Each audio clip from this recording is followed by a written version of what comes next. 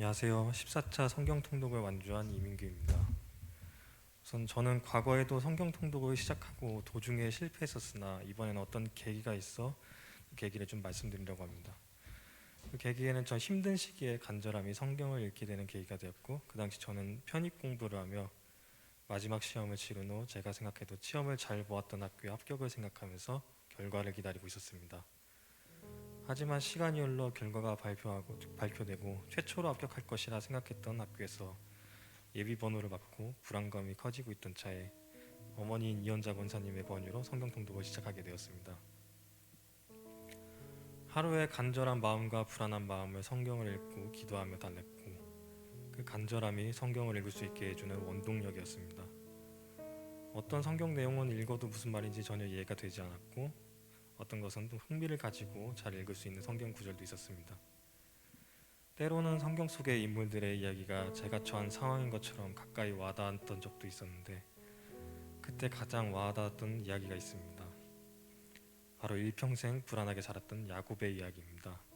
내용을 간략하게 말씀드리자면, 야곱은 형의 보복을 피해 20년간 집을 떠나고 또 20년 동안 외삼촌의 눈치를 보며 살다가 다시 세겜 땅으로 돌아와 잠시 머물고 있던 에서와의 화해를 통해 불안감이 해소되나 싶었으나, 야곱의 딸인 디나의 사건으로 야곱의 아들들의 화물 가정을 모든 남자를 죽이는 사건이 발생하여 야곱은 또다시 쫓기는 신세가 되었습니다. 저 또한 이때 대학에 떨어지면 어떡하지 하는 엄청난 불안감 속에 있었기에 야곱의 모습이 제 모습에 투영되어 보였습니다. 하나님께서는 불안에 떨고 있는 야곱에게 나타나 말씀하셨습니다. 베델로가 재단을 쌓아라. 이 말씀을 잘 이해해 보니 하나님께서는 야곱에게 예배를 드리라고 했던 것이었습니다. 야곱은 그렇게 함으로써 더 이상 쫓기지도 불안한 자도 아니게 되었습니다. 이 이야기를 통해 저도 하나님께 기도를 하며 하루의 불안감을 해소했었습니다. 그리고 제가 가장 가고 싶었던 대학의 예비번호 2번을 받고 기대감을 가지고 기다렸으나 결과 마지막 날 전 결국에 떨어졌습니다. 당연히 합격할 줄 알았던 제 생각이 완전히 빗나가고 그 순간 남은 것은 좌절뿐이었습니다. 기도하면서 하나님께 이 길이 제 길이 아니라면 뜻에 맡기겠다고 이미 얘기를 했었지만, 이게 막상 현실로 다가오니 하나님에 대한 원망과 불평에 대한 마음이 생기고 하나님을 향해 온갖 불평의 말을 쏟았습니다. 제가 공부한 2년은 무의미해지고 이제 목표를 잃은 저는 어떻게 살아가야 하는지, 제가 처음으로 한 달 동안 빠지지 않고 새벽 기도에 나와 기도한 것을 왜 들어주시지 않느냐고 따졌습니다.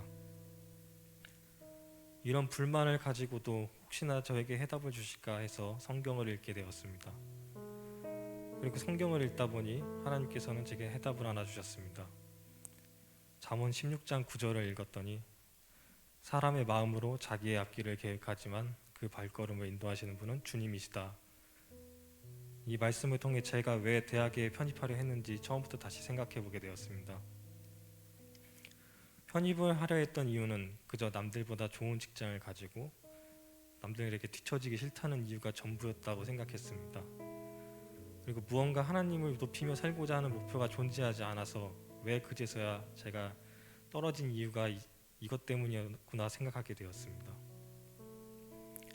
그러면서 주님께 제 길을 열어달라고 다시 기도했습니다.